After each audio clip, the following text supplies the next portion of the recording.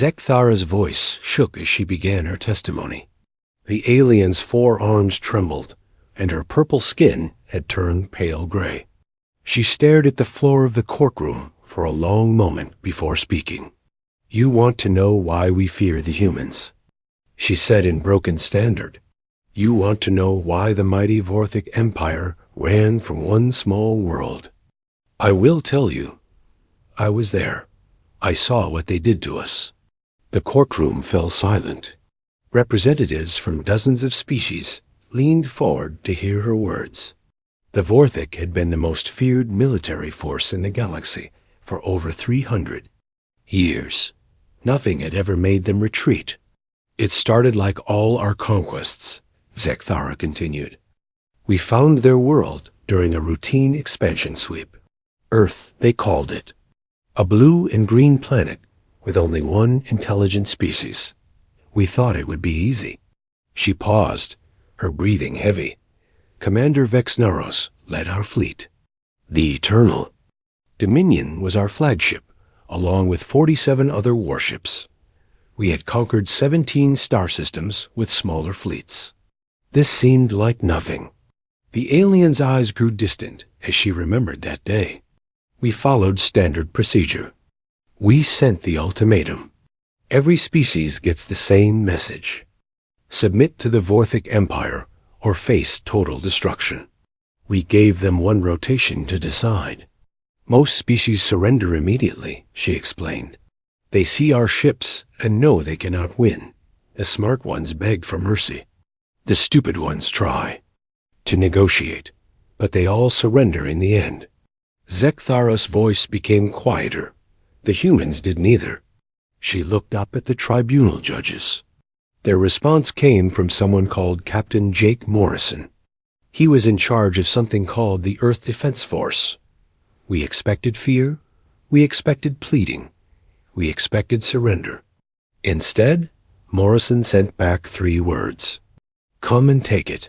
The courtroom erupted in whispers. Several alien species had never heard of such a response to a Vorthic ultimatum. "We were confused," Zekthara admitted. "No species had ever refused our demand." Commander Vexnaros called his officers together. "We discussed if perhaps the humans did not understand the message. Maybe their translation was wrong. Then they sent us more messages, not begging, not negotiating. They were taunting us. They sent images of their past battles, pictures of their warriors fighting impossible odds, videos of their soldiers charging into certain death." Her voice grew more frightened. "One message came with words. We have been practicing for this our whole history. They meant war. They meant killing. They had been preparing for us their entire existence." Zekthara's hands clenched into fists. Commander Vexnaros decided to make an example. We would destroy one of their military bases, show them our power, force them to surrender. We chose their moon base. It was isolated, lightly defended.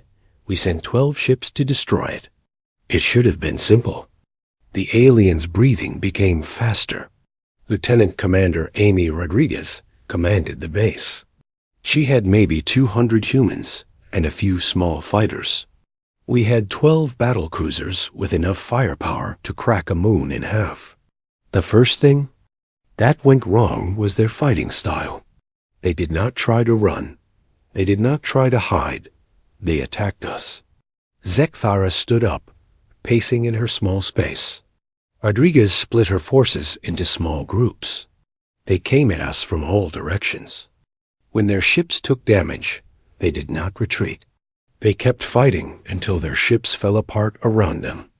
One human pilot, his ship was losing air and power.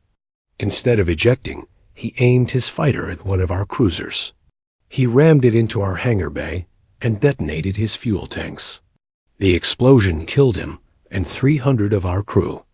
The alien's voice cracked, but that was not the worst part. The worst part was what Rodriguez said over the communication channel as she died. Her base was falling apart, fires everywhere. Her people were dying. She was bleeding from dozens of wounds, and she laughed. The courtroom was deadly quiet. She laughed, Zekthara repeated. Then she said, "Is that all you got? My grandmother hits harder than that." Rodriguez detonated the base's reactor core as our troops landed. The explosion destroyed 2 more of our ships. She killed herself, just to hurt us more. Zekthara sat back down, her whole body shaking. We expected to lose maybe 20 crew members taking that base. Instead, we lost 800. The humans lost everyone, but they made us pay for every meter of ground. That was our first lesson about humans. They do not fight to win. They fight to make you hurt.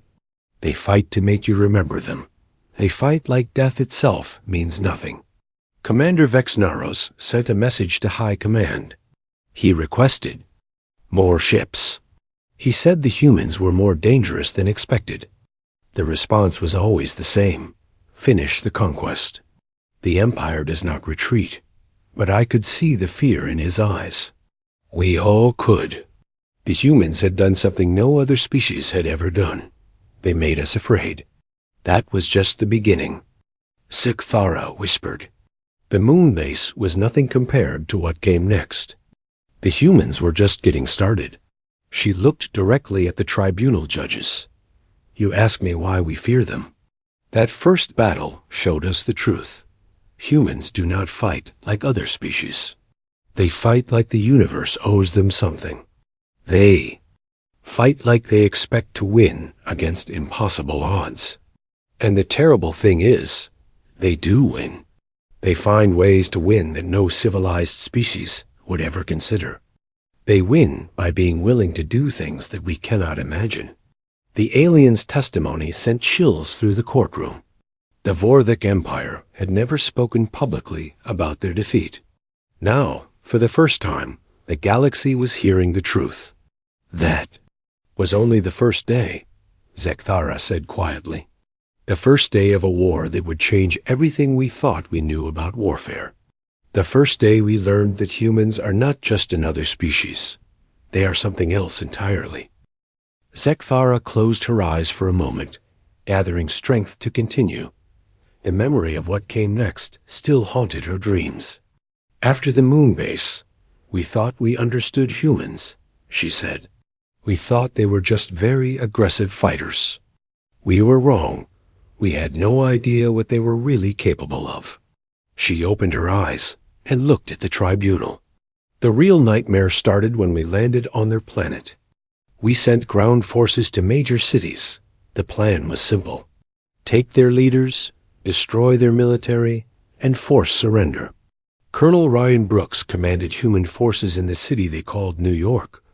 When our ships appeared over the city, we expected panic. We expected their military to gather in defensive positions. Instead, something else happened. Zekthara's voice grew quieter. The entire city became a weapon. Brooks sent out a message to all humans in the city. He said, every citizen is now a soldier. Every building is now a fortress. Every street is now a battlefield. Make them pay for every step, the alien shuddered. We had conquered dozens of worlds. Always, there was a clear line between military and civilian. Soldiers fought, civilians hid or surrendered. This kept warfare organized, predictable. Humans threw away all the rules. When our ground forces landed, they faced an entire population that wanted to kill them. Children threw explosives from windows. Old people shot at us from rooftops. Store owners turned their shops into traps filled with bombs. Zekthara stood up and began pacing again. We could not tell who was dangerous. A human female pushing a baby carriage might have rockets hidden inside. A human male fixing a car might be building a bomb. Every human was a potential threat. But the worst part was Major Lisa Carter, the alien's voice filled with fear. Carter led what humans called resistance cells, small groups of fighters, who appeared and disappeared like ghosts. Our sensors could not track them. Our communications could not predict where they would strike next.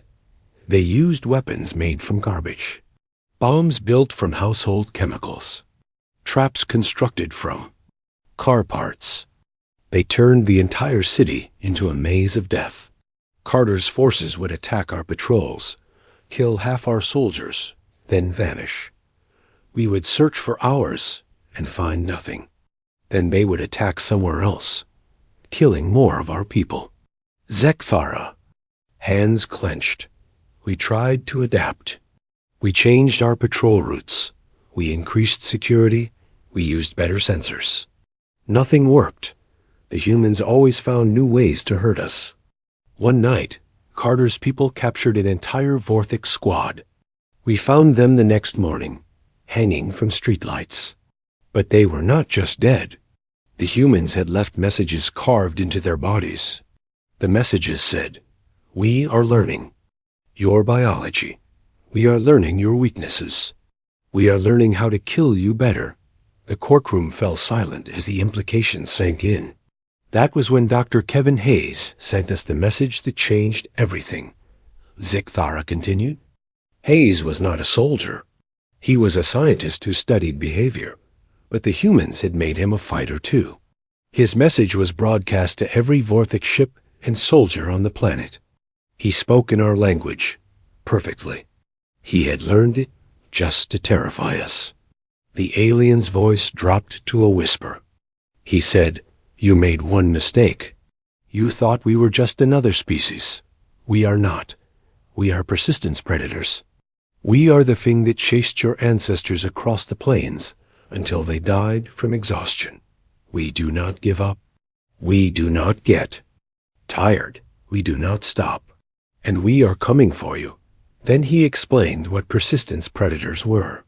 On Earth, humans hunted animals not by being faster or stronger, but by never stopping. They would chase their prey for days, weeks, months.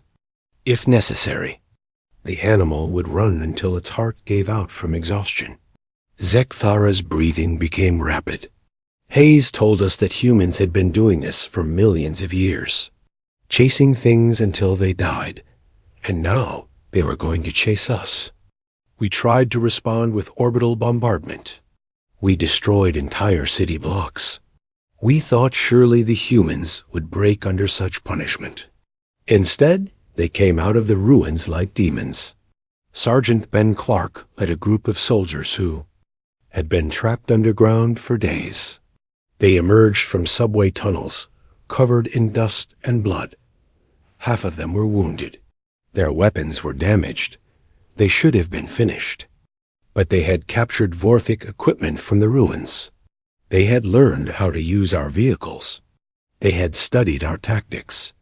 In 3 days underground, they had become experts on killing us. Clark's squad destroyed 6 of our tanks using explosives they made from cleaning supplies. They captured an entire supply convoy using nothing but damaged human weapons and pure determination. The humans were learning from everything we did. Every attack taught them something new. Every battle made them stronger. Commander Vex Naros called for reinforcements. He said the humans were not fighting like any civilized species. They were fighting like wild animals. But that was wrong too. Zekthara looked directly at the judges. Animals fight for food or territory. Animals stop when they are hurt. Animals run when they are afraid. Humans fight for ideas. They fight for other humans they have never met. They fight for concepts we do not understand, and they never stop. Pain does not stop them. Fear does not stop them. Death does not stop them. We realized that we were not fighting soldiers. We were fighting an entire species that had decided we needed to die. Every human became our enemy. Every human building became a fortress. Every human street became a trap. The entire planet turned into a weapon pointed at us. And the terrible thing was, it was working. We were losing. The mighty Vorthic Empire was being defeated by a species that had never left their home system. The aliens sat back down, exhausted. That was when we learned the most frightening truth about humans. They do not just fight to win. They fight to make you wish you had never been born. And they are very good at it. Zekthara gripped the edge of the witness stand. Her claws left deep scratches in the metal as she prepared to tell the tribunal about the worst part of the war. By the third week, we thought we had seen everything humans could do, she said. We were wrong again. The humans had not even started to show us their true power. She paused, staring at her hands. The first sign came from engineer Katie Torres. She worked at something called a car factory before the war. When we bombed the factory, we thought we had destroyed their ability to make weapons. 3 days later, the factory was running again, but it was not making cars anymore. Zekthara's voice filled with dread. Torres had turned the entire factory into a weapons plant. In 72 hours, she had redesigned every machine. The robots that once built cars now built weapons designed specifically to kill us. The humans had studied our biology. They learned about our sensitive hearing, our breathing system, our blood chemistry. Then they built weapons to attack each weakness. Torres created sonic grenades that made sounds at frequencies that drove us insane. The noise would pierce our skulls and make us unable to think. Many of our soldiers clawed at their own heads until they died, trying to make the sound stop. The aliens' breathing became labored. She also made chemical weapons that attacked our respiratory system. One breath would cause our lungs to fill with fluid. We would drown in our own bodies. But the weapons were not the worst part. The worst part was how fast she did it. 3 days from destruction to mass production. No species we had ever fought could adapt that quickly. Zekthara stood up, her forearms shaking. Then Captain Steve Murphy began what humans called psychological warfare. We had never encountered anything like it. Murphy's forces did not just attack our bodies. They attacked our minds. They would ambush our patrols and kill most of our soldiers, but they would always leave one alive. That soldier would find recordings left behind. Recordings of human laughter, pictures of Earth's predators, messages in our own language. The messages always said the same thing. We learned your words. We are learning how you think. We are coming for you. The alien's voice cracked. The surviving soldiers would return to base terrified. They would tell stories of humans who moved like shadows, who knew our tactics before we used them, who seemed to be everywhere at once. Fear spread through our ranks like a disease. Soldiers began to imagine humans in every shadow. They would shoot at nothing, waste ammunition on empty buildings, call for backup when there was no enemy. Murphy was destroying our army without even fighting us directly. He was making us afraid to think clearly. Zekthara sat back down, her whole body trembling. But the real nightmare was Commander Alex Thompson. Thompson led a mission that should have been impossible. He infiltrated one of our communication ships in orbit, a ship protected by energy shields, guarded by our best soldiers, surrounded by our fleet. He did not just sneak aboard, he brought his entire squad. The aliens' eyes grew wide with remembered terror. They fought their way through 3 decks of our ship. When they reached the communication center, they did not just steal our intelligence. They planted a virus in our systems. The virus was designed to hurt us in ways we had never imagined. It began broadcasting sounds from Earth across our entire fleet. The sounds of human battle cries. The roars of human warriors charging into combat. The screams of human soldiers fighting to the death. But the worst sound was human laughter.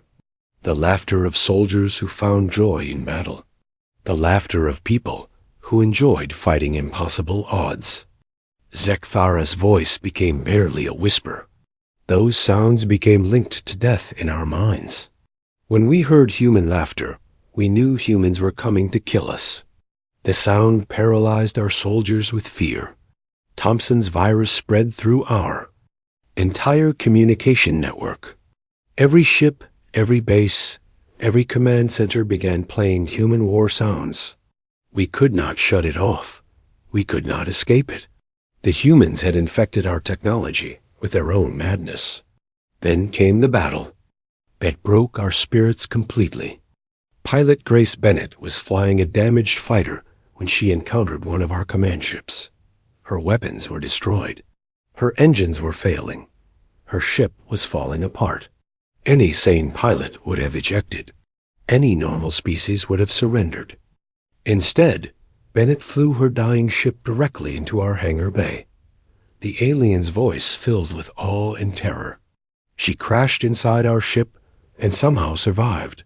Then she fought her way through our corridors, killing our crew with nothing but a sidearm and pure determination. She reached our bridge and held our captain at gunpoint. One human female, wounded and alone, had captured our entire command ship. But she did not want prisoners. She did not want information. She wanted something much more frightening. Zekthara looked directly at the tribunal judges. Bennett gave our captain a choice: surrender the ship, or she would detonate her fighters. Reactor core inside our hull. Our captain laughed. He said her reactor was too small to destroy the ship. Bennett smiled and said, "I know, but it will kill everyone on this bridge, and I will die knowing that I took you with me." She was not bluffing. We could see it in her eyes. She was prepared to die just to hurt us. The captain surrendered the ship to save his own life. A human had forced the surrender of a Vorthic command vessel, using nothing but the willingness to die. The alien's voice became hollow. That was when we realized the truth. Humans were not just fighting to win. They were fighting to prove that they could not be defeated. Every battle, every death, every impossible victory was a message to the entire galaxy. The message was simple. We are humans. We do not surrender. We do not give up. We do not stop. And we will die before we let you win. We were not fighting an army. We were fighting a species that had decided death was preferable to defeat. And they were teaching us to be afraid of them. Zekthara's claws scraped against the metal floor as she struggled to continue her testimony. The worst memories were still to come. By the 4th week, something had changed, she said. We were no longer the hunters. We had become the prey. She looked around the courtroom with haunted eyes. The humans did something no species had ever done before. They went from defense to attack, but not in any way we could have predicted. Admiral Nick Foster took command of what remained of human space forces. His fleet was smaller than ours. His ships were damaged. His weapons were inferior. By every measure, we should have crushed him easily. Instead, Foster turned warfare into madness. Zekthara's voice shook. Human ships began attacking in patterns that made no sense. They would break formation and swarm our vessels like angry insects. They ignored all tactical doctrine. They abandoned every rule of space combat. When human ships were too damaged to fight, they would ram themselves into our hulls. When their weapons failed, they would use their ships as guided missiles. When their reactors were critical, they would detonate them inside our formation. Foster's pilots fought like they wanted to die, but they wanted to take us with them. The alien paused, gathering strength. Our fleet commanders could not predict their moves because humans were not following any logical strategy. They were fighting with pure emotion, pure rage, pure determination to hurt us. We tried to retreat from the battle. We had taken too many losses. The logical choice was to withdraw and regroup. The humans followed us. Zekthara's breathing became rapid. Captain Helen Wright led pursuit ships that tracked our fleet across 3 star systems. No matter how far we ran, the humans appeared behind us. They were like predators following a blood trail. Wright's forces were relentless. They would attack our rear guard, destroy our slowest ships, then disappear before we could respond. They were picking us apart piece by piece. We sent distress calls to other Vorthic fleets. We begged for reinforcements. The response was always the same. Hold your position. Do not retreat. The Empire does not run from primitives. But we were already running. We had no choice. The alien stood up, pacing in her small space. The humans had turned us into cowards. The mighty Vorthic Empire was fleeing from a species that had never left their home system. Then we learned about their supply lines. Supply Officer Dan Roberts had created something impossible. He was keeping human forces supplied across multiple star systems using ships that should not have been able to make such long journeys. Supply ships were modified civilian vessels. Cargo haulers, passenger transports, even small personal craft.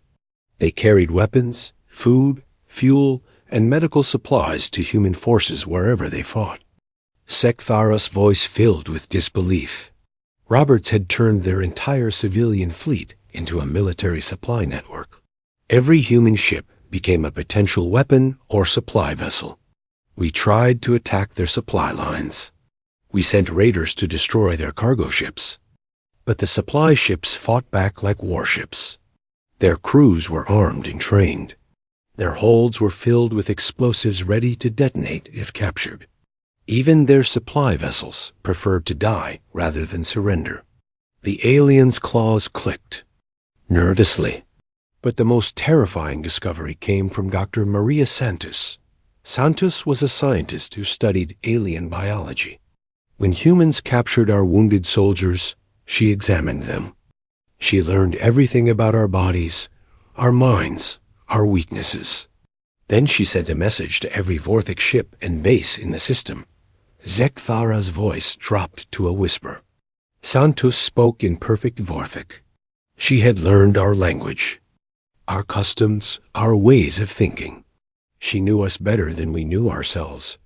She said, "We have studied you. We know your weaknesses. We know your biology. We know your psychology. We know exactly how to kill you, and we are getting better at it every day." Then she proved it. Santos sent detailed files showing everything humans had learned about us. Our blood chemistry, our nerve responses, our pain tolerance, our fear reactions. She had turned us into a science experiment. The files included new weapons designed specifically for our biology. Poisons that would kill us in seconds. Sonic weapons that would drive us insane. Chemical agents that would make our own bodies attack themselves. But the worst part was what she said at the end of her message. The alien's whole body shook. Santos said, "We are not just learning how to kill you. We are learning how to make you suffer. We are learning how to break your minds. We are learning how to make you wish you had never been born." She was not threatening us. She was teaching us. She was showing us exactly what humans were capable of when they decided to become monsters. Sektharas sat back down, exhausted. That was when our fleet commanders realized the truth. We were not fighting a war anymore. We were fighting for our survival against a species that had decided we deserved to die. The humans had become something beyond warriors. They had become death itself. Cold, calculating, efficient death that learned from every mistake and grew stronger with every battle. We sent a final message to High Command. We told them the truth about humans.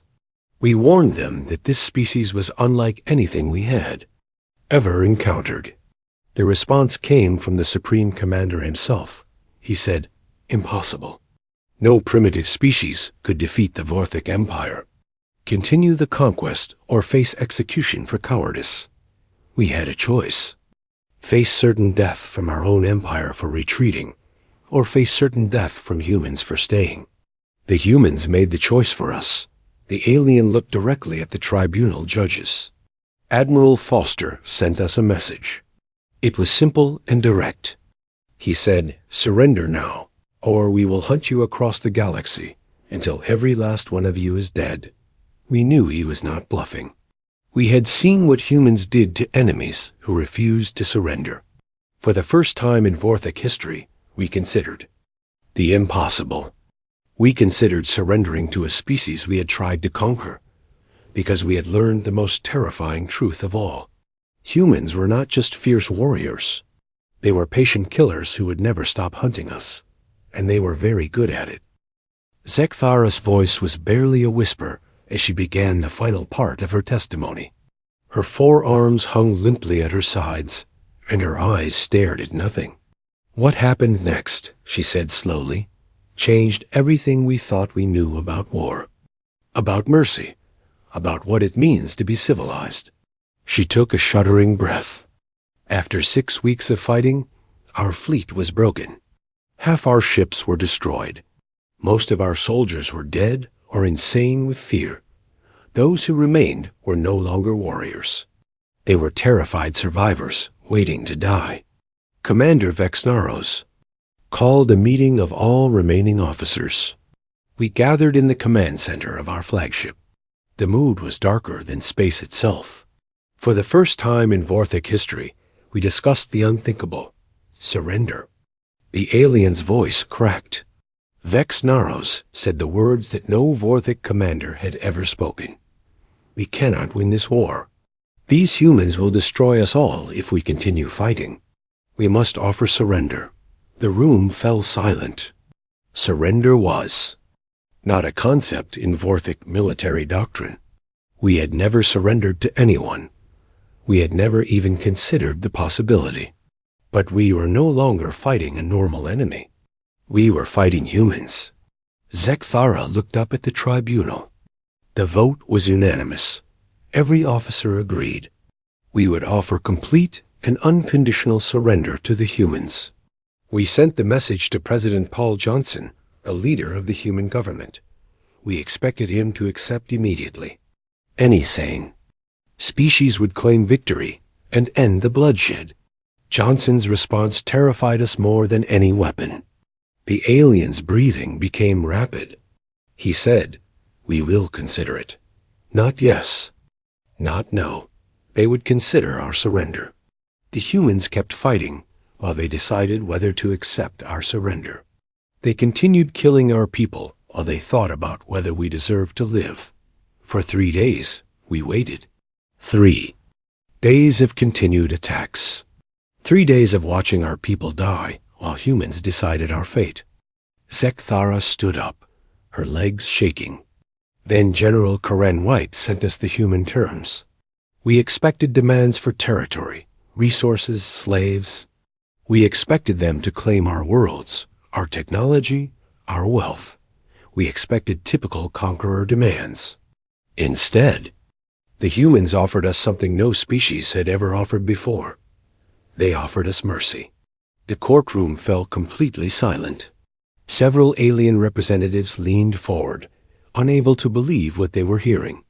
White's terms were simple, Zekthara continued. Complete withdrawal from human space. Payment for damages caused during the war. Establishment of a neutral zone between human and Vorthic territory, and a promise never to attack humans again. That was all.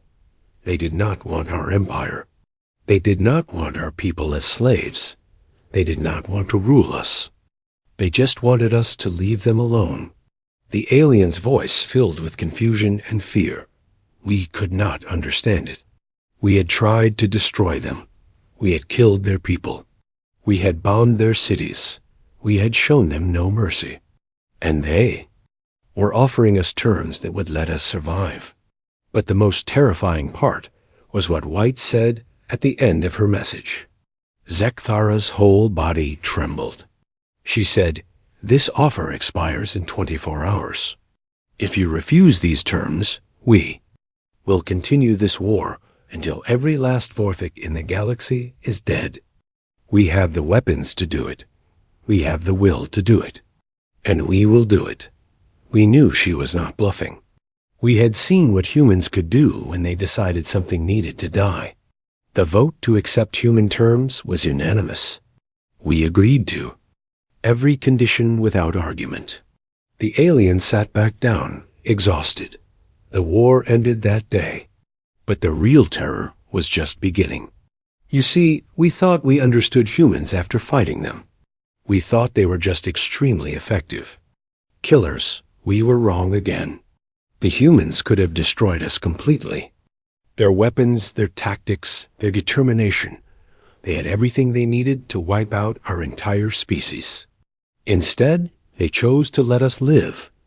Zekthara's voice became hollow. Do you understand what that means? They had the power of gods, and they chose to show mercy. That terrifies me more than any weapon they used against us. After the war, our military doctors studied the surviving soldiers. They found that most of us suffered from something humans call post-traumatic stress, a condition where warriors cannot forget the fear of battle.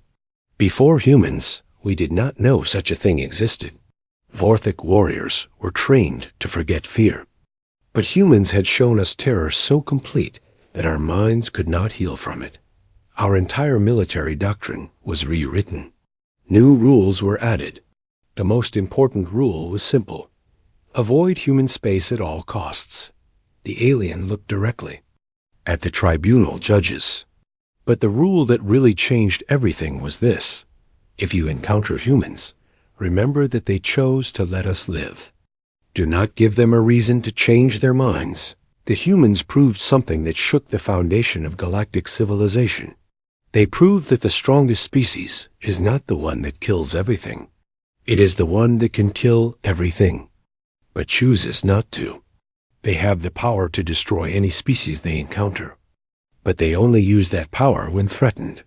Zekthara's voice became barely audible. That is why we fear them. Not because they are killers, but because they are killers who choose when to kill and when to show mercy. They are gods who have decided to act civilized, and gods can change their minds. The alien's testimony ended in silence. The courtroom remained quiet for several minutes as the implications sank in. The humans won our war not through superior technology or greater numbers, Zekthara whispered. They won because they understood something we did not. The greatest victory is not destroying your enemy. The greatest victory is making your enemy grateful to be alive. They did not just defeat us. They taught us to be thankful for their mercy. And that is the most terrifying lesson of all. Somewhere in this galaxy, on a small blue world, humans continue their daily lives. They work, they play, they love, they laugh. But we know the truth. We know what they are capable of when threatened. And we pray to our gods that we never give them a reason to stop being merciful. Because we have seen what happens when humans decide you need to die, and it is the most beautiful and terrible thing in the universe.